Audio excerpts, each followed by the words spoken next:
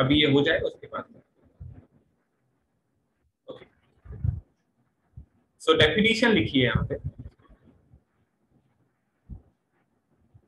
Polymer are high molecular mass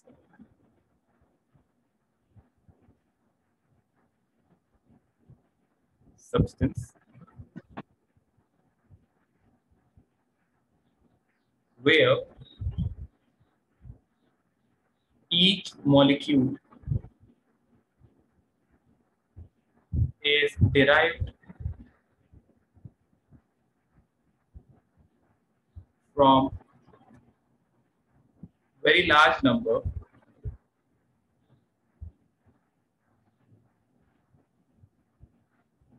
of simple molecules joined together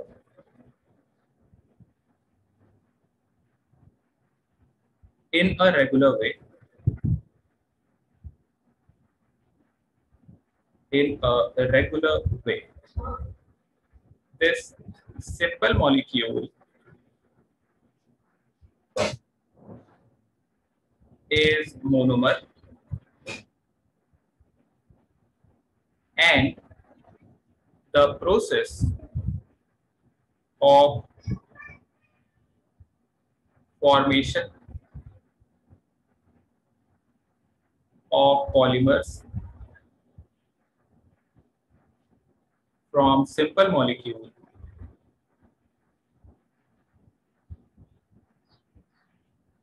is polymerization.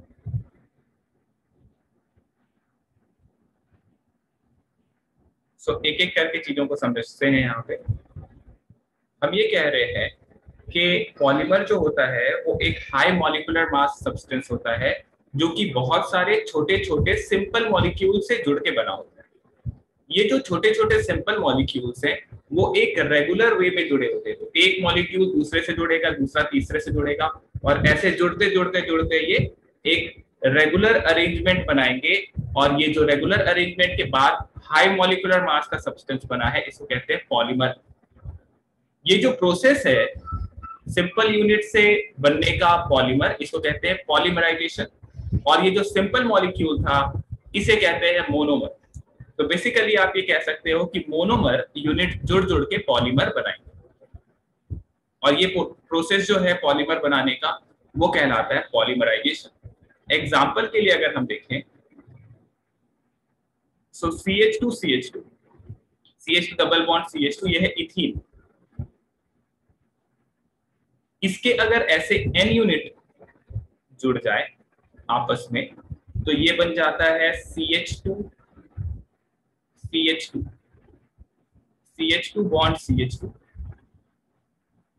और ऐसे N unit आपस में linearly जुड़ गए। तो ये जो फाइनली बना है इसे कहते हैं पॉलीइथीन। तो इथीन के N यूनिट्स आपस में जुड़ के पॉलीइथीन मॉलिक्यूल, पॉलीइथीन बना है। तो ये जो इथीन है इसको कहेंगे आप मोनोमर, और जो पॉलीइथीन है इसे कहेंगे पॉलीमर, और ये जो मोनोमर से पॉलीमर बनने का प्रोसेस है इसको कहेंगे पॉलीमराइजेशन। तो इस पॉलीमराइजेशन प्रोसेस में पॉलीमर फॉर्म।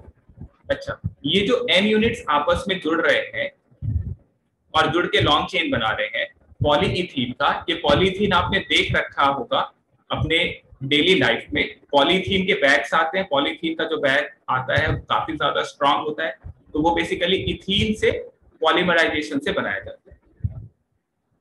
ओके, सो ये हो गया पॉलीमराइजेशन प्रोसेस। पॉलीमर क्या होता है?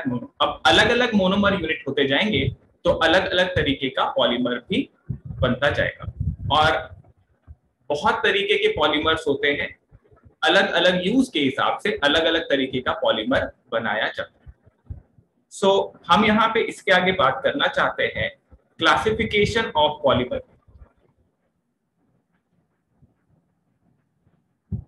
Classification of polymers.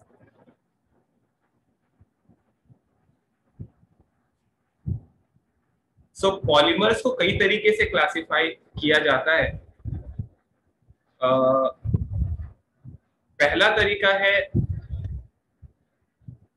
Homopolymer and copolymer में क्लासिफाई करने का। देख लीजिए, होमोपॉलीमर और होमोपॉलीमर्स ऐसे पॉलीमर हैं अगर रिपीट होने वाले स्ट्रक्चर एक ही तरीके का हो। तो लिखो polymers in which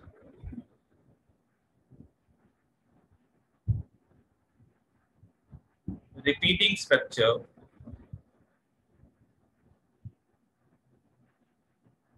repeating structural units are derived from one type of monomer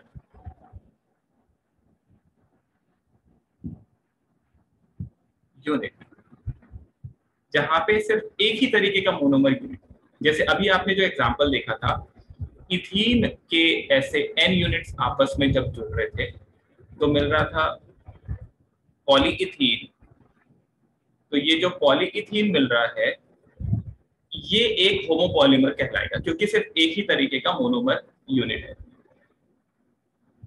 इसी तरीके से एक सेकेंड टाइप ऑफ पॉलीमर होता है जिसमें एक से ज्यादा तरीके के मोनोमर यूनिट, उसको कहते हैं कोपॉलीमर। कोपॉलीमर लिख लीजिए यहाँ पे, कोपॉलीमर्स होंगे polymer in which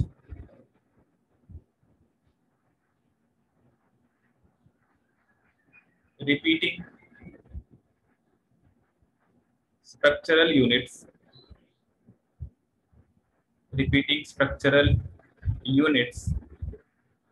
are derived from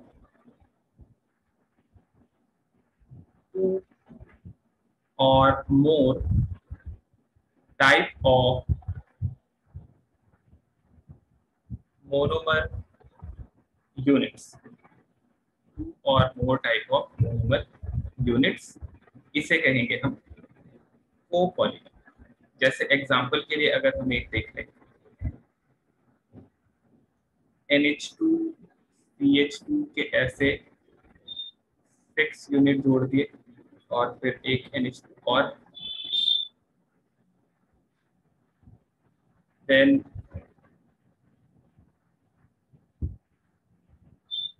इसे कहेंगे आप हेक्सा मिथाइलिन अमीन। हेक्सा मिथाइलिन अमीन। और एक और मोनोमर यूनिट अगर हम ले लें HCOH, में लिखना चाहिए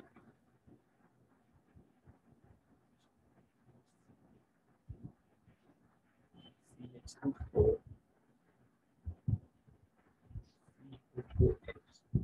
ये है एडिपिक एसिड। अब ये दो मोनोमर यूनिट और इन दो मोनोमर यूनिट के पॉलीमराइजेशन से बनेगा नाइलॉन 6,6। नाइलॉन 6,6 कहते हैं, hexamethylene amine and adipic acid, ये दोनों कॉमन नेम्स हैं। अच्छा, जुड़ता ये कुछ इस तरीके से, देखिए that C double bond O CH2O C double bond O NH CH2 NH और फिर इधर इसके आगे जुड़ा होगा और इधर भी जुड़ा होगा, तो ये एक यूनिट है। देखिए, सो हुआ ये कि ये C डबल बॉन्ड O का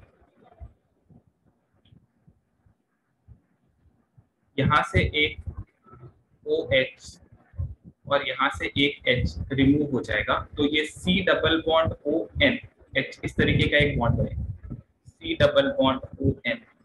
सो बेसिकली पॉलीमराइजेशन में यहाँ दो यूनिट लग रहे हैं, तो एक से ज्यादा अगर मोनोमर होगा तो उसे कहेंगे हम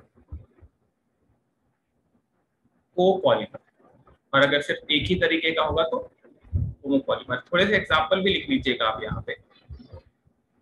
एग्जांपल के लिए अगर हम को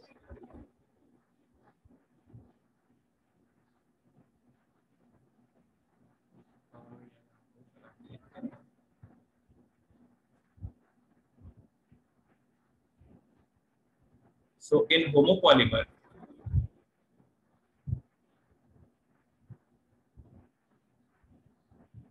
the empirical formula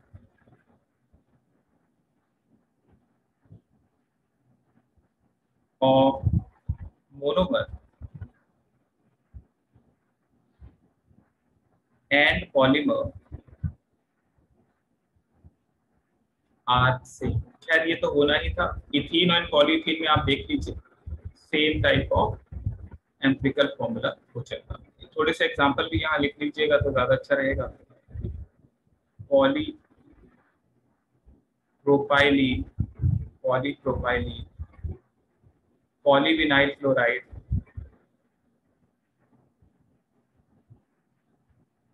polyvinyl chloride PVC कहते हैं इसे, poly isopropene, neoprene and so on.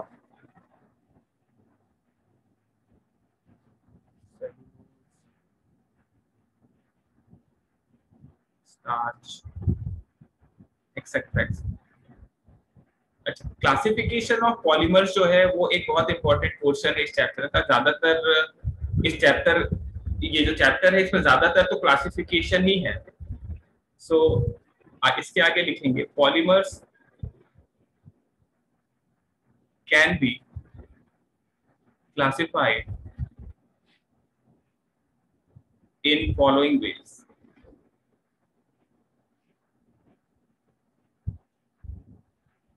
classified in the following ways. First type of category हो जाएगा classification based on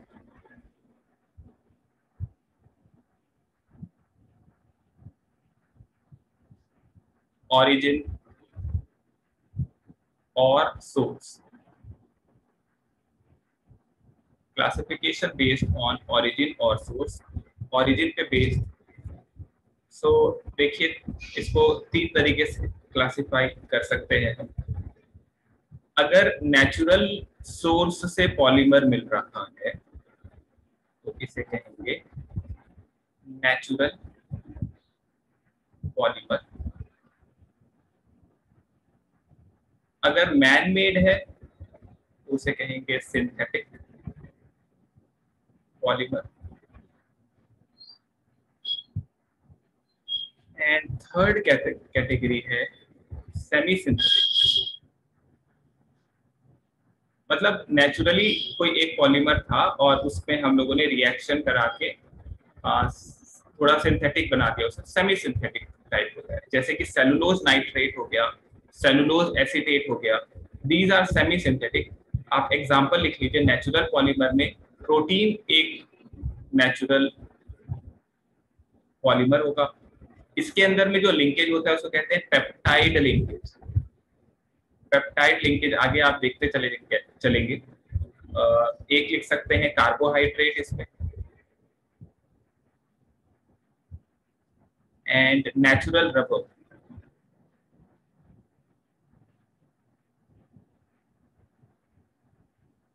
synthetic polymer जैसे कि पॉलीथीन हमने अभी देखा, ये एक सिंथेटिक है। नाइलॉन 6,6 ये भी सिंथेटिक होगा। पीवीसी, पीवीसी के जो पाइप्स आते हैं पॉलीविनाइल क्लोराइड कहते हैं, पीवीसी पाइप्स जो कहते हैं। इसी तरीके से एक डाइक्रॉन एंड ऐसे बहुत सारे हैं, etcetera etcetera. Semi synthetic example में लिख सकते हैं हम cellulose nitrate,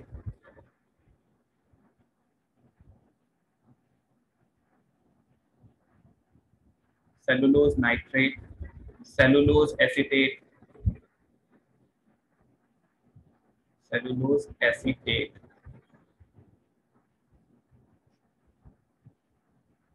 etcetera.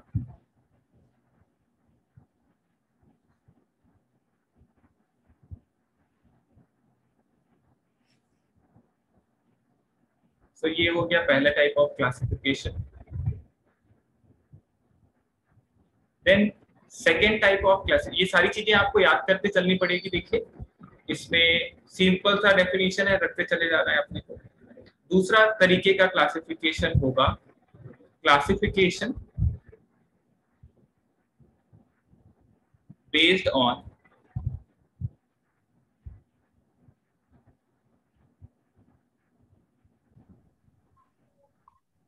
second type is classification based on synthesis. So polymer को इसमें दो तरीके से क्लासिफाई किया जाए. पहला है addition polymer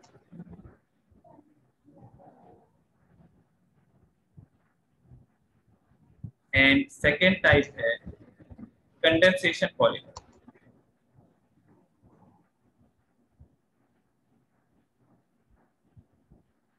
so addition polymer ऐसा पॉलीमराइजेशन प्रोसेस है जिसके अंदर में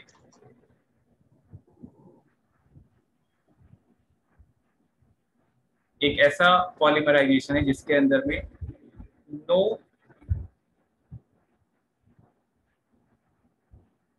small no small molecules are produced. Simple addition takes place. Simple addition देखने को मिलेगा एडिशन पॉलीमर के. जैसे कि अभी हमने एग्जांपल देखा था पॉलीइथीन का. तो पॉलीइथीन के जो केसेस होंगे वो पॉलीइथीन के जो होंगे वो सिंपल जुड़ता चला जा रहा है इथीन इथीन, इसमें कुछ भी और प्रोड्यूस नहीं. तो पॉलीइथीन इसके अंदर एक एग्जांपल हो सकता है. सेकेंड इसके अंदर में एग्जांपल हो सकता है पीवीसी का एक्सेट्रा. देन कंडेंसेशन पॉलीमर एक ऐसा पॉलीमराइजेशन है some small molecules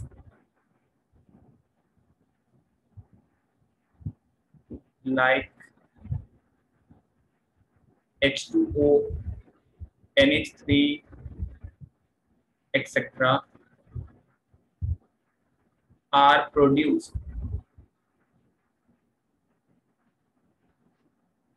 during polymerization.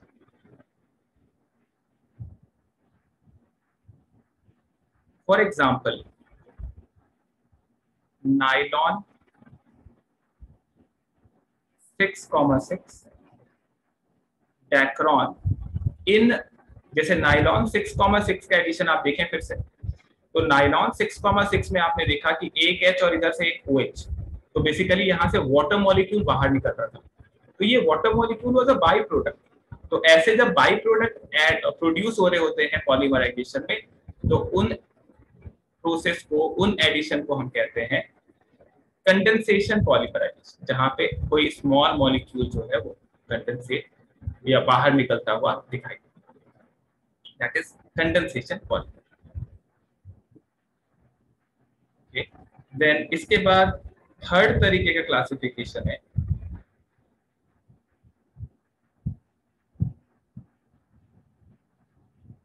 Classification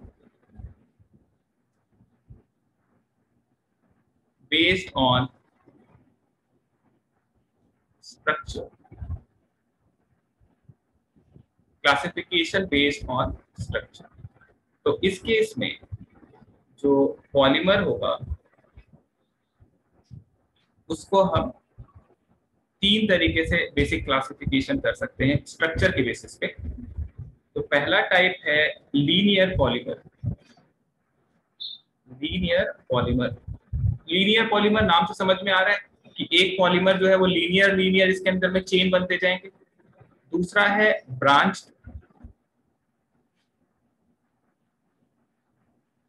polymer जिसके अंदर में पॉलीमर के चेन के अंदर में ब्रांचिंग हो जाए. और तीसरा तरीके का होगा cross link polymer. Cross link polymer.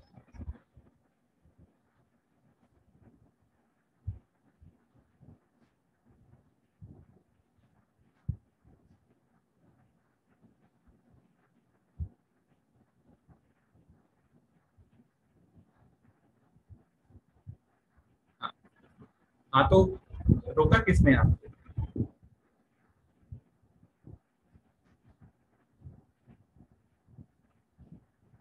सो लीनियर पॉलीमर, तो ऐसे समझे जैसे एक ये चेन हुआ, एक ये दूसरा चेन हुआ, तीसरा हुआ, इस तरीके से लीनियर लीनियर चेन इसके अंदर में दिखाई देगी, तो ये कहलाएगा लीनियर चेन। और इसके एग्जांपल्स में आप लिख सकते हैं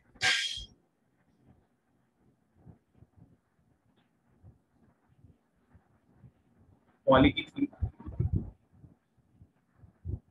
पीवीसी, नायलॉन, पॉलिएस्टर,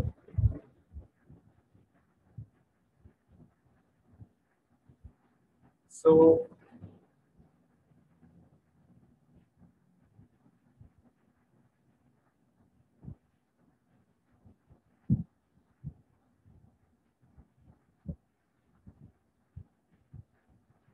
ये जो क्लासिफिकेशन आप देख रहे हैं, देखिए हम ये कह रहे हैं कि अगर एक पॉलीमर जो है वो लीनियर हो, यानी कि एक चेन लीनियर हो, दूसरा चेन लीनियर हो, तीसरा चेन लीनियर हो, और इनका आपस में कोई भी रिलेशन ना हो, मतलब आपस में जुड़े ना हो किसी एक फोर्स के थ्रू या किसी एक बॉन्ड के थ्रू, इनके बीच में जैसे ये पहला लेयर और दूसरा लेयर, इनके बीच जो अट्रैक्शन है वो वैंडरवॉल फोर्स ऑफ अट्रैक्शन की तरह होगा, जो कि मॉलिक्यूलर वेट के ऊपर डिपेंड करेगा और एक एक्चुअल बॉन्ड नहीं होगा। तो ऐसे पॉलीमर को कहते हैं लीनियर पॉलीमर। पॉलीइथीन जो हम अपने जनरल लाइफ में देखते हैं, that is a linear polymer. PVC, PVC के जो पाइप्स आते हैं, that is a linear polymer. Nylon, polyester, these are all linear polymer. Then branched polymer, ऐसे पॉलीमर होंगे कि अगर मान लीजिए एक ये चेन है तो इसके अंदर में ब्रांचिंग हो जाए कुछ इस तरीके से, चेन के अंदर में अगर ब्रांचिंग हो जाएगी तो ऐसे पॉलीमर को कहेंगे ब्रांच्ड पॉलीमर। तो ये जो पॉलीमर का क्लासिफिकेशन है, ध्यान से समझो, स्ट्रक्चर के बेसिस पे क्लासिफाई कर रहे हैं कि किस तरीके का स्ट्रक्चर है। अगर लीनियरली चलेगा तो लीनियर पॉलीमर, अगर ब्रांचिंग हो गई तो ब्रांच्ड पॉलीमर। इसके अंदर में एग्जांपल लिख सकते हैं अमाइलोपेक्टिन। अमाइलोपेक्टिन एक नेचुरल सोर्स है, ये ग्लूकोज ऐसे अमाइलोपेक्टिन जो होता है वो स्टार्च के अंदर एक कंपोनेंट होता है। स्टार्च में दो चीजें होती है, अमाइलोज होता है, अमाइलोपेक्टिन होता है। तो अमाइलोपेक्टिन जो होता है उसके अंदर ब्रांचिंग होती है बहुत ज्यादा। सो अमाइलोपेक्टिन हो गया, एक लिख लो ग्लाइकोजन, ग्लाइकोजन एक्सेट्रा, ये सारी चीजें जो है अमाइलोपेक्टिन और ग्लाइकोजन, ये आप पढ़ेंगे जब हम बायोमोलिक्यूल्स वाला चैप्टर डील कर रहे हो। तो फिलहाल इतना समझे कि ब्रांच पॉलीमर के कैटेगरी में आएगा। तीसरा है क्रॉस लिंक्ड पॉलीमर। तो ये इस तरीके का पॉलीमर हो कि लीनियर लीनियर चेन हो इसमें, और ये लीनियर चेन आपस में जुड़े हुए। तो इस तरीके का लिंकेज अगर हो जाएगा इसमें, तो इसे आप कहेंगे कि ये क्रॉस लिंक्ड पॉलीमर की कैटेगरी में आ जाएगा। एग्जाम्पल में लिख लीजिएगा बेकेलाइट। बेकेलाइट का नाम सुना है आपने?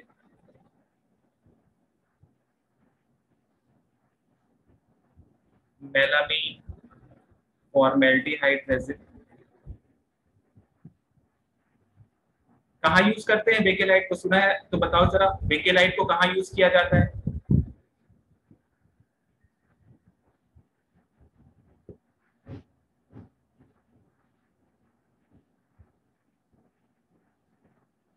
बोलो, कहाँ यूज करेंगे इसको? कुकर हैंडल्स में, स्विच बनाने में यूज करते हैं। अच्छा,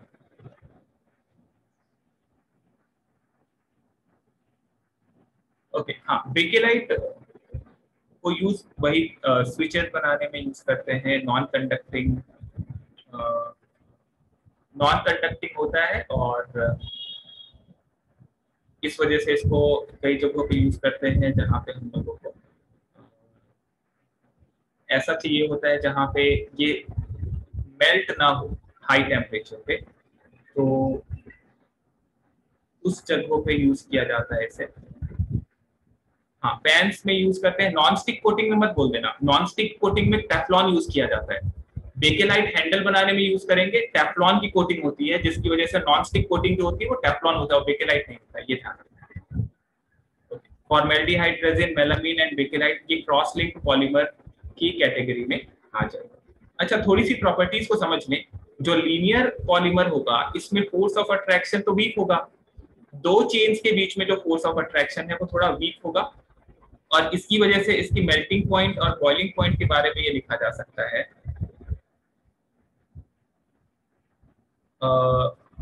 melting point and boiling point में लिख देना इसका।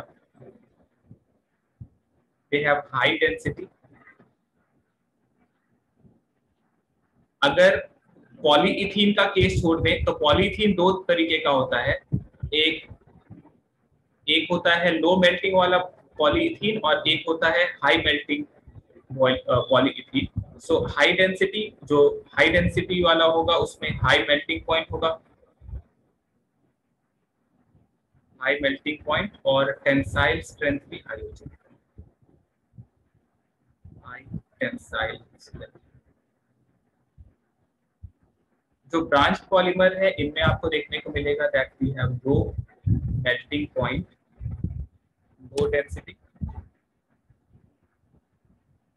लो tensile strength.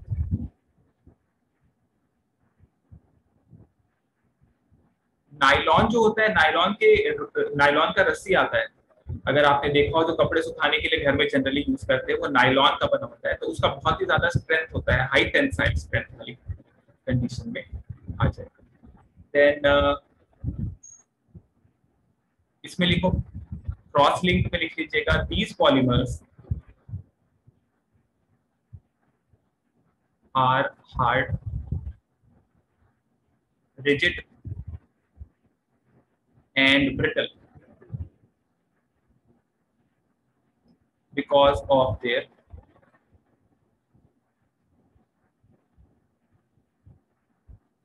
network structure,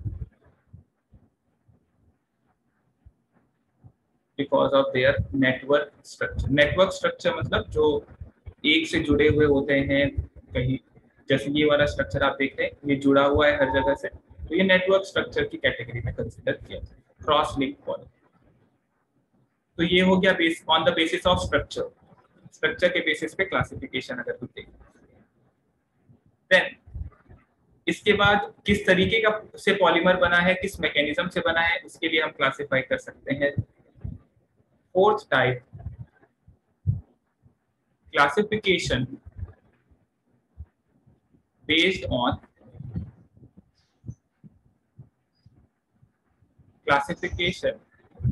on mechanism, classification based on mechanism.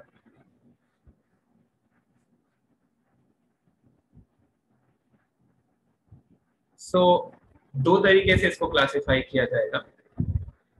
पहला है chain growth,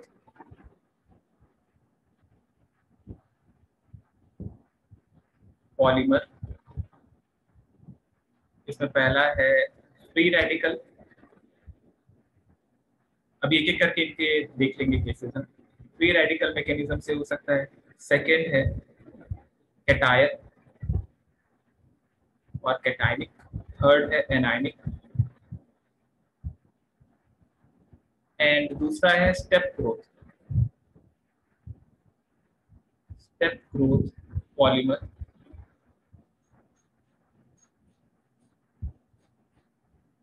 so step growth polymer जो होगा इसके अंदर में लिख लीजिएगा, does not depend upon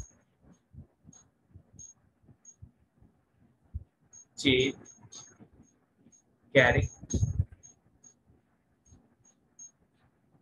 does not depend on chain carrying free radical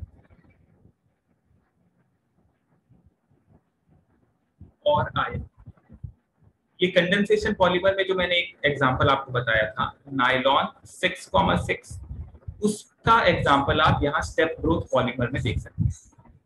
chain growth polymer, इसका जो 3 मैकेनिज्म है इसको जल्दी से एक एक करके देख लेते हैं। सबसे पहला देखें फ्री रेडिकल मैकेनिज्म। तो फ्री रेडिकल मैकेनिज्म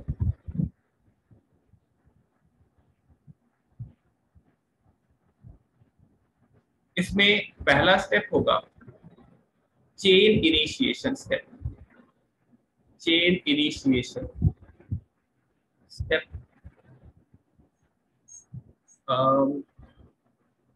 हाँ, हम ये कह रहे हैं यहाँ पे कि 2 तरीके का मैकेनिज्म हो सकता है, chain growth, step growth. Chain growth 3 तरीके का हो सकता है, फ्री रेडिकल, कैटायनिक और एनायनिक। स्टेप ग्रोथ में 2 यूनिट्स आपस में जब जुड़ रहे होते हैं तो वहां पे फिर इससे फर्क नहीं पड़ता कि फ्री रेडिकल है, कैटायन है या एनायन। सो सबसे पहले फ्री रेडिकल से हम शुरुआत करते हैं। देखिए क्या करेंगे आप, 3 स्टेप में होता है फ्री रेडिकल मैकेनिज्म। पहला है चेन इनिशिएशन, तो चेन शुरू करना पड़ता है। सो इसके लिए हम ले लेंगे एक कंपाउंड RCOO, इससे बन जाएगा RCOO फ्री रेडिकल। बेसिकली हुआ ये कि ये जो RCOO देख रहे थे आप, ये ऐसा था RCOO, तो ये बीच से यहाँ से ब्रेक हो जाएगा। जब ये बीच से ब्रेक होगा तो ऑक्सीजन के ऊपर में एक इलेक्ट्रॉन और इस ऑक्सीजन पे एक इलेक्ट्रॉन, तो फ्री रेडिकल बन जाएगा और ऐसे 2 यूनिट बन जाएगा।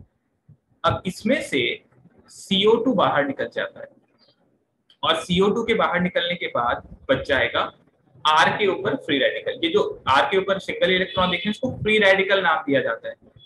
R के ऊपर single electron, that is free radical. अब ये R डॉट जो बना इसका अटैक करा देते हैं हम CH2 डबल बॉन्ड CH2, तो ये बना लेगा R CH2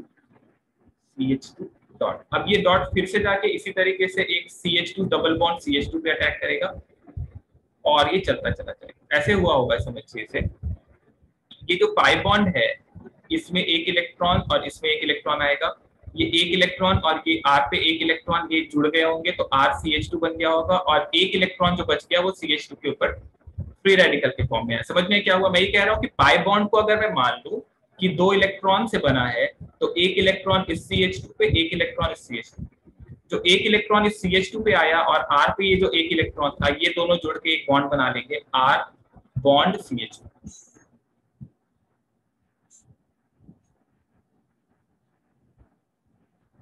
अब ये हुआ chain initiation.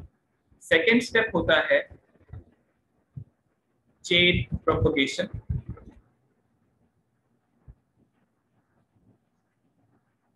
Chain propagation step. So in the chain propagation step,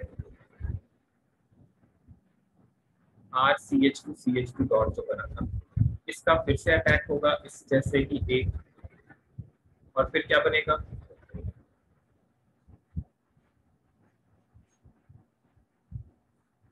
है ना, और यहाँ पे डॉट, फिर ये और ऐसे ही एक जुड़ता चला जाएगा CH2 CH double bond CH2 से, और ये चेन का लेंथ धीरे धीरे इंक्रीज होता जाएगा। देख पा रहे हैं, इस तरीके से चेन का लेंथ बढ़ता चला जा रहा है। तो मैं यहाँ लिख लेता हूँ ऐसे n मॉलिक्यूल से ये जुड़ रहा है लेंथ से,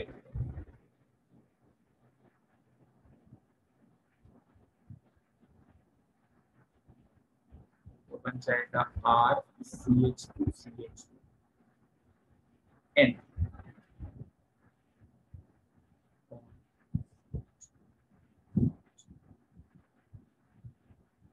देन तीसरा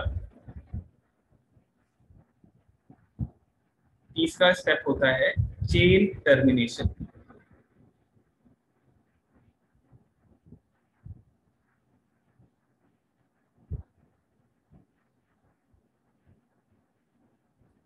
chain termination step. So chain termination step में चेन को आपको बढ़ने से अब रोकना है, तो उसके लिए ये जो बना था ये ऐसे ही एक मॉलिक्यूल से और RCH2 एन।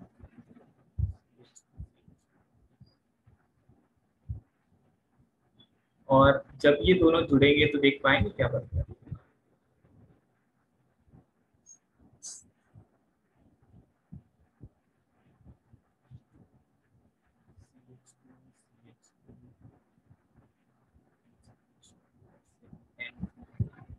और आर, तो फ्री रेडिकल अब देखिए खत्म हो गया, तो चेन बढ़ना बंद हो जाएगा, तो इसको बोलेंगे chain termination step. This is the chain termination step. फिर से समझो, चेन इनिशिएट करने के लिए आपने फ्री रेडिकल जनरेट किया। फ्री रेडिकल जब अटैक किया अल्कीन पे तो चेन बढ़ने लगेगा, और ये बढ़ते बढ़ते बढ़ते बढ़ते लॉन्ग चेन में कन्वर्ट होता जाएगा। जब इसको टर्मिनेट करना होगा तो आप बाहर से CH2 double bond CH2 add करना बंद कर देंगे, तो जो दो यूनिट बड़े बड़े बने वो आपस में जुड़ जाएंगे और चेन टर्मिनेट हो जाएगा। तो ये हो गया स्टेप ग्रोथ, एक एक करके बढ़ता जा रहा है, एक स्टेप पे एक इस तरीके से बढ़ता चला जाएगा। इसे कहेंगे स्टेप ग्रोथ पॉलीमर। तो ये पहला मैकेनिज्म देख लिया हमने। दूसरा मैकेनिज्म देखेंगे cationic addition polymerisation. Cationic addition polymerisation reaction, तो इसमें जो है कैटायन फॉर्म होगा। पहले स्टेप में देखिए क्या होगा, चेन इनिशिएशन। तो एक कैटायन प्रोड्यूस करेंगे आप, और इसको हम, ये इंटरेस्टिंग है, देखिए कैसे जोड़ेगा। तो पाई बॉन्ड के जो इलेक्ट्रॉन्स है वो जाके अटैक करेंगे कैटायन पे, और CH2 प्लस जनरेट होगा। देन सेकेंड है chain propagation. Propagation, chain propagation step में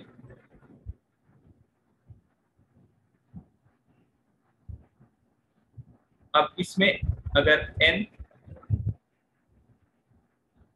इथीन ऐड कर दिया तो CH2 ऐसे N जुड़ जाएंगे, CH2 प्लस ये जनरेट हो जाएगा।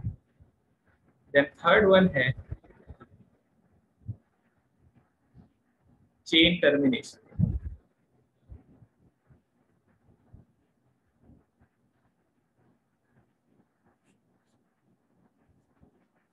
Chain termination step. सो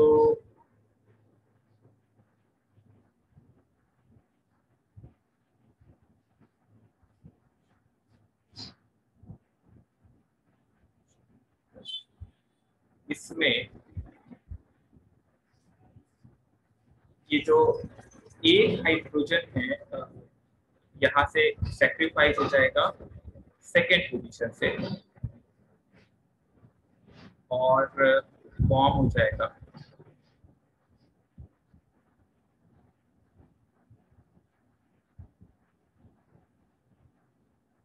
देखते जाओ मैकेनिज्म, आप देखते जाएं बस फिलहाल।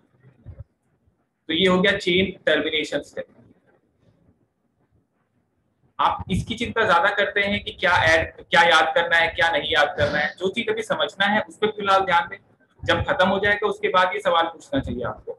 अभी टॉपिक चल रहा है उसके बीच में आप ये सब सवाल पूछते हैं, अभी आप ध्यान दीजिए ना जो चल रहा है उसको। तीसरे तरीके का मैकेनिज्म था एनायनिक एडिशन पॉलीमराइजेशन। सो एनायनिक एडिशन में एनायन पहले प्रोड्यूस होगा और उसके बाद रिएक्शन आगे बढ़ेगी। तो पहला है चेन इनिशिएशन अगेन।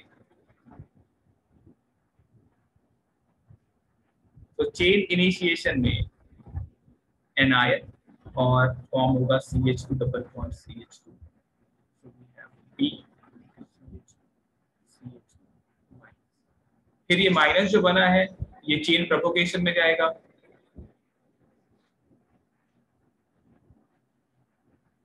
और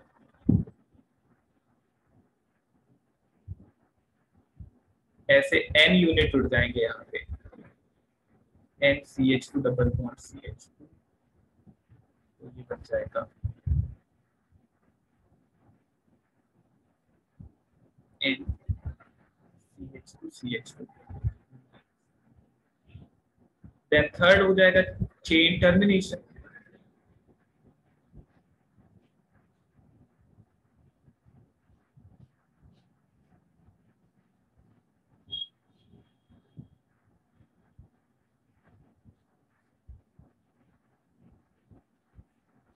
यहाँ से अब एक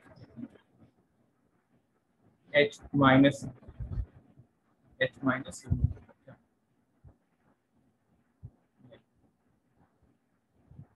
एक H प्लस आपको ऐड करना पड़ेगा बाहर से। देखिए जब मैं H प्लस सिर्फ लिख रहा हूँ तो ये मैं ऐड कर रहा हूँ, इसके पहले वाले में मैंने लिखा था minus H plus. Minus H plus मतलब H प्लस रिमूव हुआ था, बाहर निकला था रिएक्शन। H प्लस ऐड कर देंगे तो हमारे पास आ जाएगा CH2 N CH2 और ये H2 रहता है CH2। ये हो गया चेन टर्मिनेशन। तो बेसिकली जो मैकेनिज्म है वो समझ रहे थे हम, किस तरीके से रिएक्शन हो सकता है। तो चेन ग्रोथ पॉलीमर में तीन तरीके का हो सकता है, free radical, cationic and anionic. Free radical में पहले स्टेप में फ्री रेडिकल प्रोड्यूस होगा, कैटायनिक एडिशन में कैटायन प्रोड्यूस होता है, और एनायनिक एडिशन में एनायन प्रोड्यूस होगा फर्स्ट। ये आप ध्यान रखें। तो तीन तरीके का हो सकता है। देन नेक्स्ट क्लासिफिकेशन अगर हम देखें,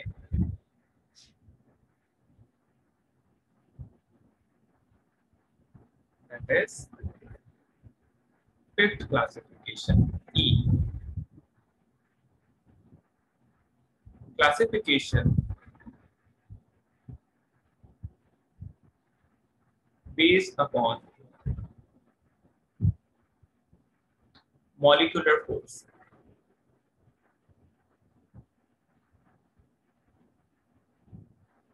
Classification based upon molecular force.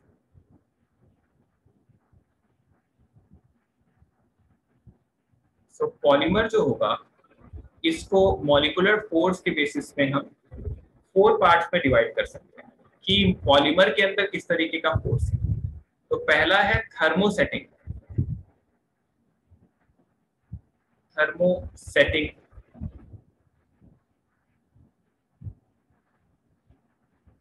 Polymer. Thermosetting polymer का एग्जांपल आप ले लें बेकेलाइट।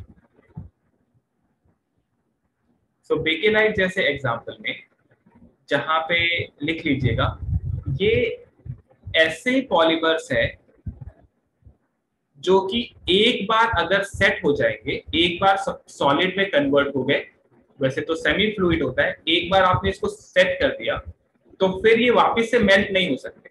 एक बार सेट कर दिया तो वापस से मेल्ट नहीं होगा। जैसे हमारे घर में जो स्विच बोर्ड होता है उसको जब आप हीट करेंगे तो मेल्ट नहीं होता, वो जल जाएगा लेकिन वो मेल्ट नहीं होगा। तो इस तरीके से इसे बनाया जाता है। इस तरीके के ये पॉलीमर हैं जो कि एक बार सेट हो गए तो उसके बाद ये वापस मेल्ट नहीं हो सकते, रीमेल्ट नहीं हो सकते। नॉर्मल प्लास्टिक को आप देखेंगे तो एक बार सॉलिड हो गया, फिर मेल्ट करोगे तो फिर लिक्विड में कन्वर्ट हो जाएगा। वैसे जो होते हैं थर्मो, वो एक अलग कैटेगरी होती है।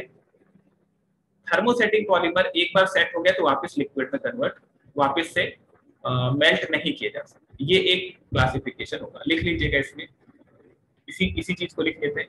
These are semi fluid substance with low molecular weight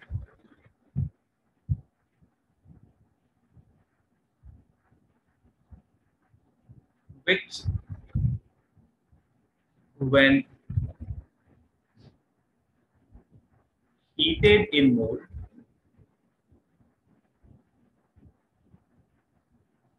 undergo change in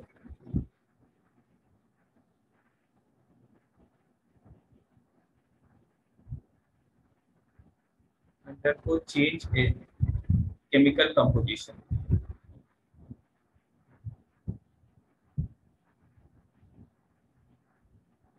to give hard, infusible and insoluble mass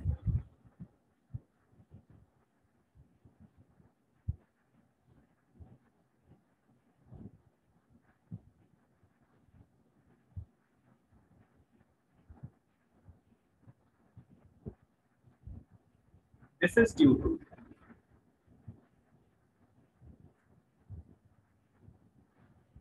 extensive cross-linking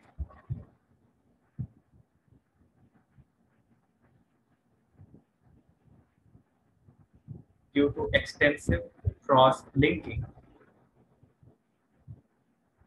between polymer chain। Example में लिख लीजिएगा इसका, bakelite, formaldehyde, formaldehyde, urea resin, terylene, terylene etcetera.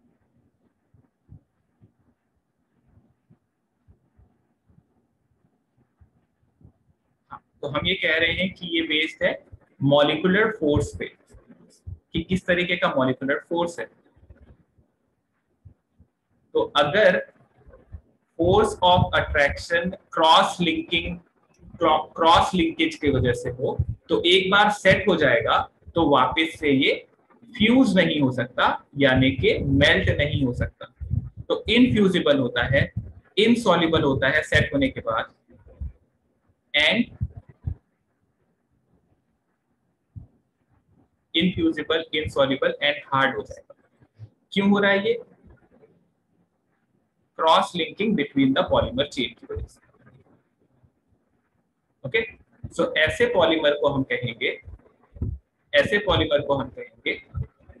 Thermosetting polymer.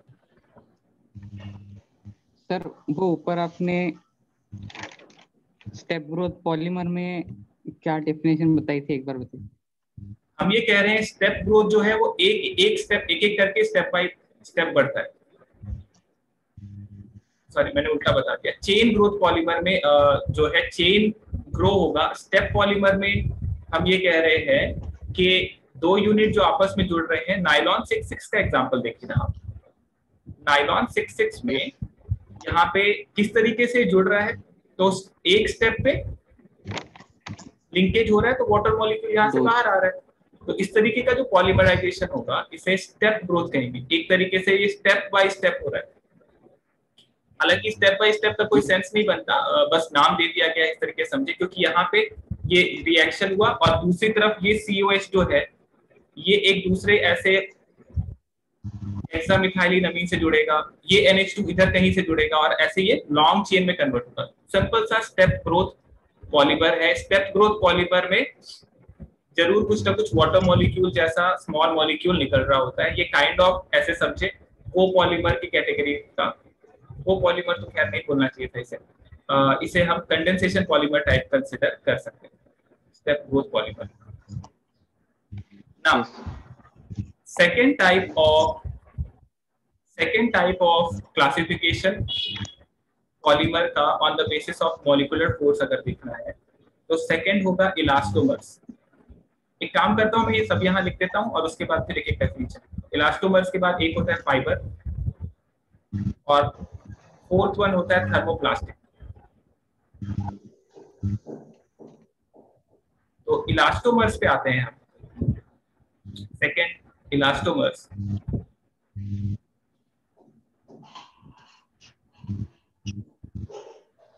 तो यहाँ पे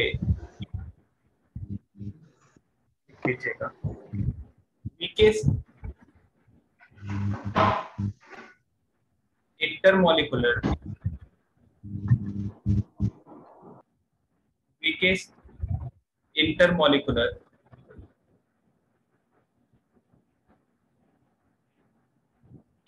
force of attraction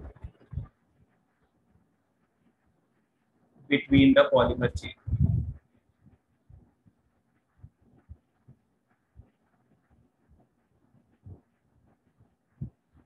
Example,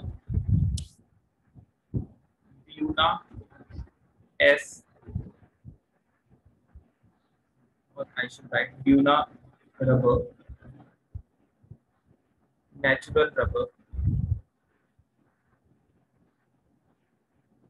etc.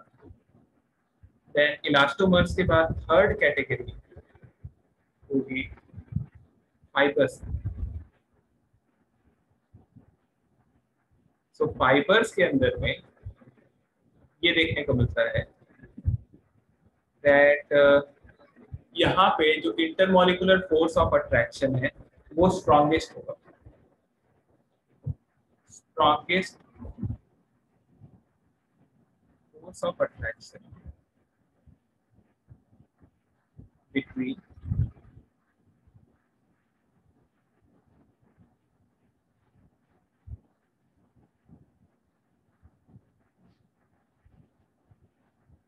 next. So strongest force of attraction between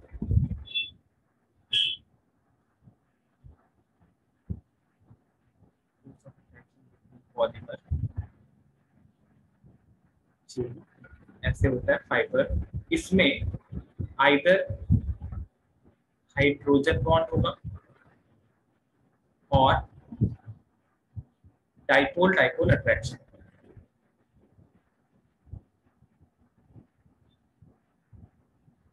either इसमें hydrogen bond होगा या डाइपोल डाइपोल अट्रैक्शन होगा. एग्जाम्पल के लिए nylon, terylene, dacron etc. Then fourth category हम अगर देखें तो वो हो जाएगी thermoplastic. Elastomers weakest force of attraction होगा, फाइबर में स्ट्रॉन्गेस्ट फोर्स ऑफ अट्रैक्शन होगा, और थर्मोसेटिंग में क्या होगा, नेटवर्क स्ट्रक्चर होगा. नेटवर्क स्ट्रक्चर मतलब क्रॉस लिंकिंग स्ट्रक्चर होगा. एक बार सेट हो गए तो वापस लिक्विड में कन्वर्ट नहीं हो सकते, ऐसे हो गए थर्मोसेटिंग. अब आते हैं थर्मोसेटिंग के बाद thermoplastic. Fourth one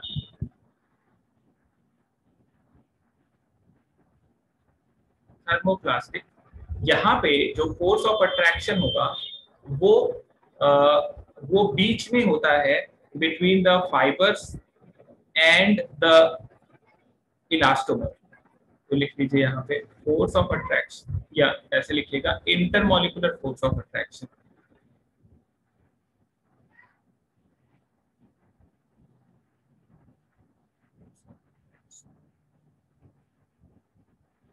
is between elastomers and fiber. Become soft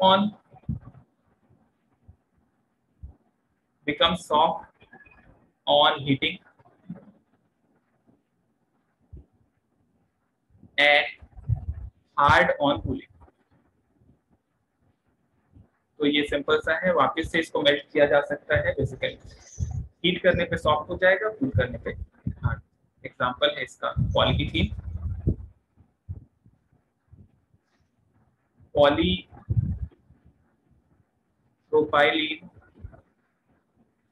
polystyrene,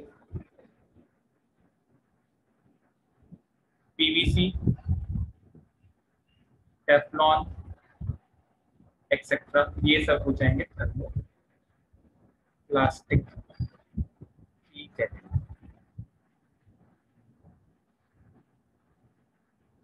thermoplastic category में पॉलीथीन वाला सबसे कॉमन एग्जांपल आप याद रखें कि हीट करने पे वापस ये सॉफ्ट हो जाता है और कूल करने पे हार्ड हो जाता है.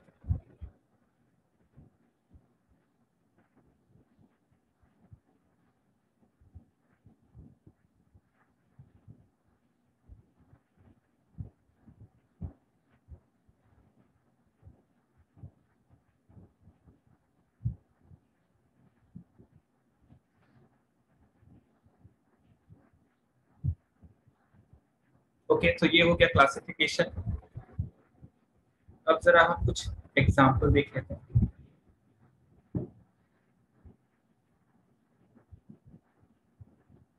So,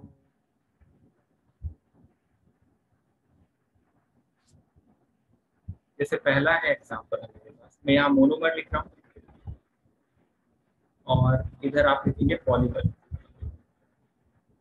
तो पहला मोनोमर है हमारे पास CH डबल बॉन्ड CH2, इससे जुड़ के बनता है CH2 और ऐसे N यूनिट आपस में जुड़ते हैं, इसको कहते हैं पॉलीइथीन। अब पॉलीइथीन जो होता है वो दो तरीके का होता है, LDPE that is low density polyethene, और एक इसमें होता है HDPE हाई डेंसिटी पॉलीथीन। अब ये जो लो डेंसिटी पॉलीथीन है, जो प्लास्टिक के जो बैग आते हैं वो होते हैं low density polythene. High density polythene जो होता है ये प्लास्टिक बॉटल जो होते हैं उनमें जनरली होगा, और ये पॉली बैग्स जो होते हैं उनमें आप देखेंगे लो डेंसिटी पॉलीथीन। तो कंप्रेस करके डेंसिटी इसको चेंज किया जाता है इसमें पॉलीथीन। देन सेकेंड टाइप आप ले सकते हैं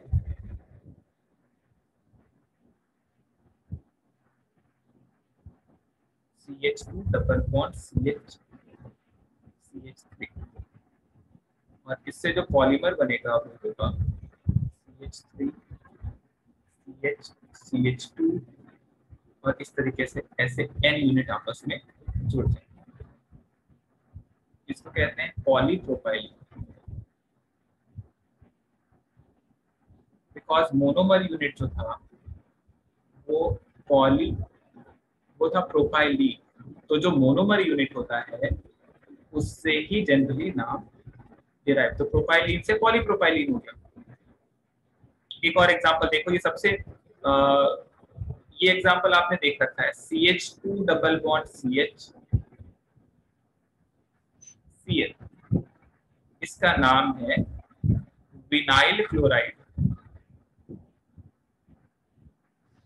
विनाइल क्लोराइड जो होता है इसके पॉलीमर यूनिट देखिए, तो क्लोरीन यहाँ लगा है CH और CH2, इधर से भी ऐसे N जोड़ देंगे और इधर से, तो ये हो जाता है पॉलीविनाइल क्लोराइड।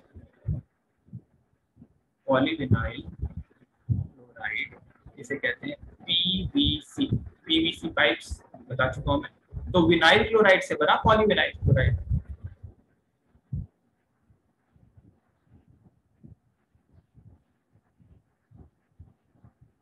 देन एक एग्जांपल और इसमें ले सकते हैं हम, if we have CF2 double bond CF2, ये मोनोमर यूनिट है और इससे हम पॉलीमर यूनिट बनाएंगे CF2 CF2, और ऐसे N यूनिट आपस में जोड़ दिए।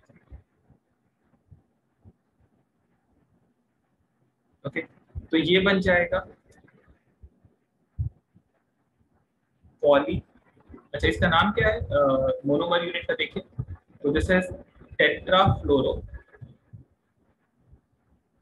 फ्लोरो इथिलीन, और इसका नाम हो जाएगा पॉली टेट्रा फ्लोरो इथिलीन। शॉर्ट फॉर्म में इसको टेफ्लॉन कहते हैं।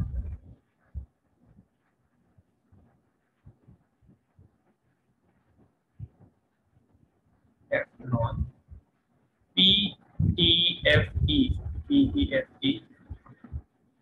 शॉर्ट फॉर्म में टेफ्लॉन, हम लोग कॉमन नेम जो है इसका टेफ्लॉन। टेट्रा, जैसे ऐसे पूछा जा सकता है what is the monomer of Teflon, और फिर उसके बाद ऑप्शंस दिए होंगे तो हमें चुनना पड़ेगा वहां पे।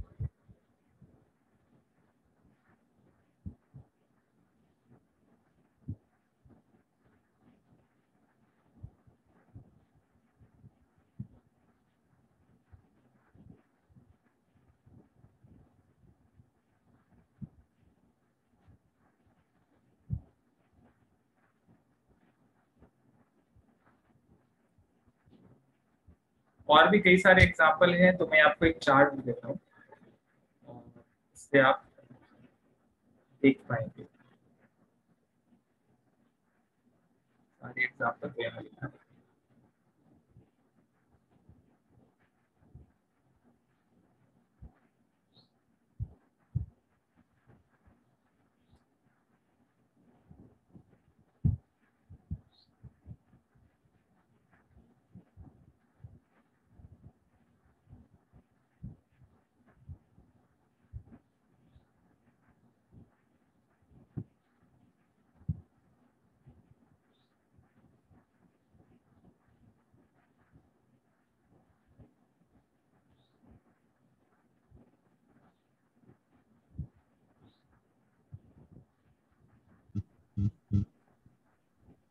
नेचुरल रबर का मोनोमर होता है आइसोप्रीन, जिसके अंदर में सिस 1,4 poly isoprene is the polymer, जो यहाँ पे इस तरीके का दिखाई देता है, सिस 1,4 है।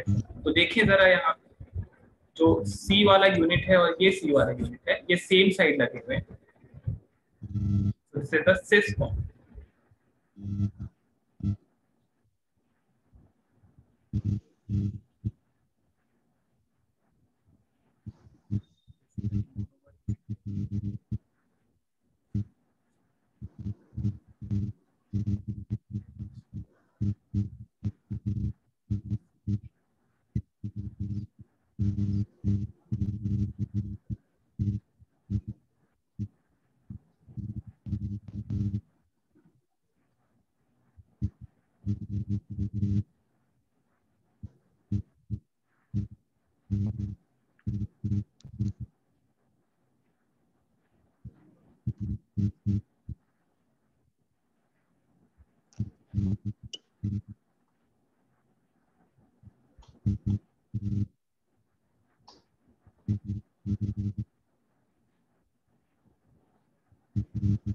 ओके, एक और फॉर्म लिख लीजिएगा यहाँ पे, पर्चा। ये होता है अगर ट्रांसफॉर्म बना दिया जाए,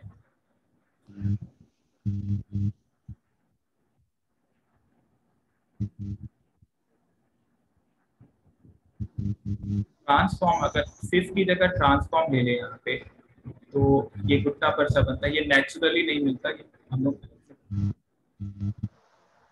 हमने ये लिखा सिस वाले, ये मोनोमर यूनिट बनाया आइसोप्रीन लिखा, आइसोप्रीन का इसका यूनिट पॉलीमराइज हो गया, सिस है, और ये है ट्रांस 1,4 पॉली आइसोप्रीन। गुट्टा पर्चा की प्रॉपर्टी थोड़ी अलग होती है नेचुरल रबर। एक और टर्म यूज करते हैं हम लोग, वल्कनाइजेशन ऑफ रबर, ये सुन रखा होगा आपने शायद, वल्कनाइजेशन ऑफ रबर। तो नेचुरल रबर इज सॉफ्ट, तो उसमें सल्फर ऐड कर दिया जाता है, और सल्फर ऐड करने से क्या होगा कि नेचुरल रबर का हार्डनेस थोड़ा बढ़ जाता है, क्योंकि इसमें सल्फर सल्फर बॉन्ड डेवलप हो जाता है। तो लिख लीजिएगा, adding sulfur to natural rubber increases its mechanical strength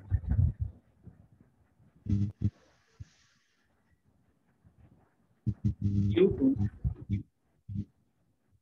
sulfur sulfur cross linkage.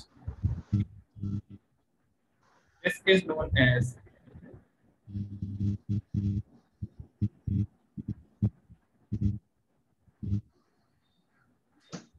Vulcanization of rubber. तो मैंने पहले ही बता दिया है कि सिस 1,4 वाला यूनिट, सिस 1,4 पॉली आइसोप्रीन, ये होगा नेचुरल रबर।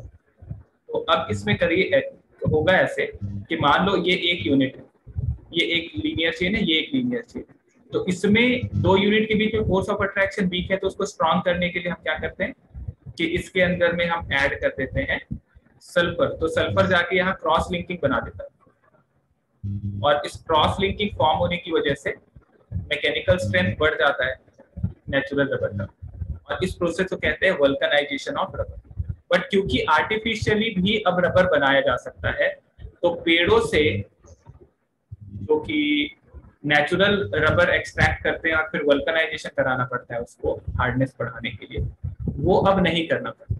तो जो टायर्स के अंदर में जो रबर यूज किया जा रहा है वो जनरली नेचुरल रबर नहीं होता है, बट एक जगह अभी भी नेचुरल रबर यूज करते हैं हम लोग टायर्स में, पता है कहाँ पे?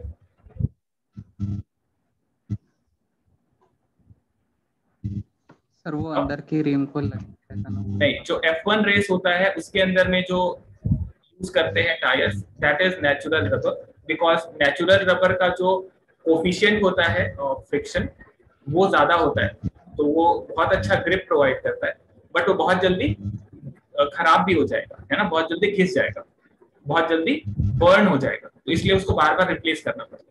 बट क्योंकि वहां पे आपको बहुत ज्यादा कोफिशिएंट ऑफ फ्रिक्शन चाहिए होता है, उन जगहों पे नेचुरल रबर यूज करते हैं। बट नेचुरल रबर यूज करने का ये मतलब नहीं है कि प्योर नेचुरल रबर यूज कर दिया, वल्कनाइजेशन करने के बाद ही यूज करना है। तो वो रेसेस में आप देखेंगे कि कंटिन्यूअसली एक दो लैप के बाद कंटिन्यूअसली वो टायर चेंज करते रहते हैं, क्योंकि वो बर्न हो जाता है, वो बहुत ज्यादा टाइम तक नहीं चलता। ओके, ये हो गया वल्कनाइजेशन ऑफ रबर के बारे में भी बात। इसके बाद प्रॉब्लम क्या हुई नेचुरल रबर, अब पॉलीमर जब डेवलप करे और लोगों ने देखा कि ये कुछ ज्यादा ही स्ट्रेंथ इसका ज्यादा है, बहुत ही अच्छा है, बट प्रॉब्लम ये थी पॉलीमर्स के साथ कि ये बायोडिग्रेडेबल नहीं थे, यानी कि ये बहुत सालों साल तक 100-200 साल तक खराब नहीं होगा, ये नेचर में पड़ा रहेगा। तो ये बहुत बड़ा एक पॉल्यूशन का कारण था और अभी भी है, जो आप समुद्र में डाल देते हो इनको और फिर वो समुद्र में जमा होते चले जाते हैं। तो नए तरीके के पॉलीमर्स के ऊपर काम शुरू हुआ जो कि डिग्रेड हो जाए, नेचुरली धीरे धीरे डिकम्पोज हो जाए, ऐसे पॉलीमर्स को कहा जाता है biodegradable polymers.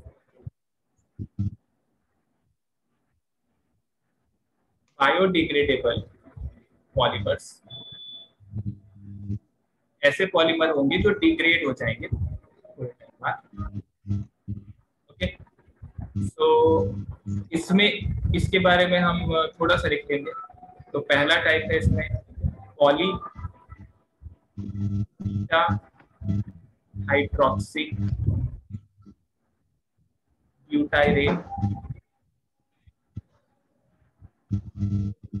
Beta hydroxy valerate, तो शॉर्ट फॉर्म में कहते हैं PHBV।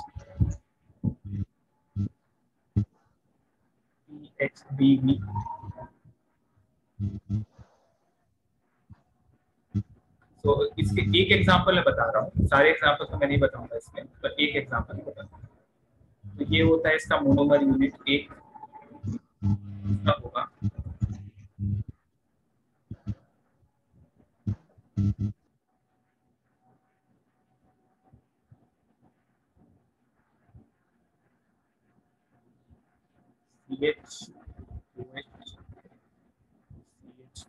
CH2COOH।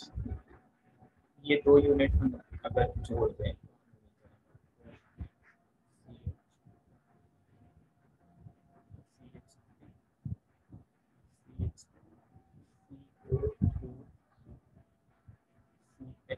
C2H5 CH2C double bond N unit, तो ये हो गया हमारा PHB। इसी तरीके से हमारे पास है नाइलॉन 2,6,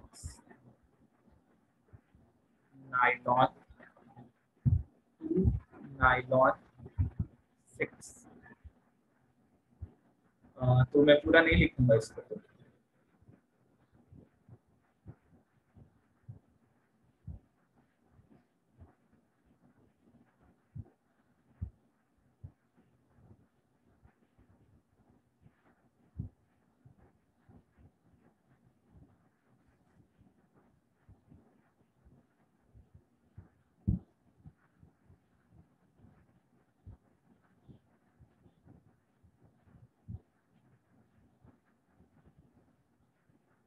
यहाँ से इसे पढ़ लीजिए।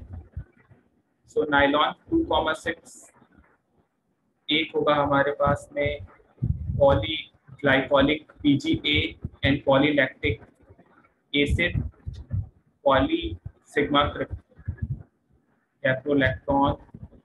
ये हमारे पास कुछ अब इनके नाम थोड़े से अजीब हैं, तो ये हो गया हमारे पॉलीमर्स जो कि बायोडिग्रेडेबल है। तो इनके ऊपर सीधा सीधा क्वेश्चन पूछा जाता है बायोडिग्रेडेबल पॉलीमर्स का केस।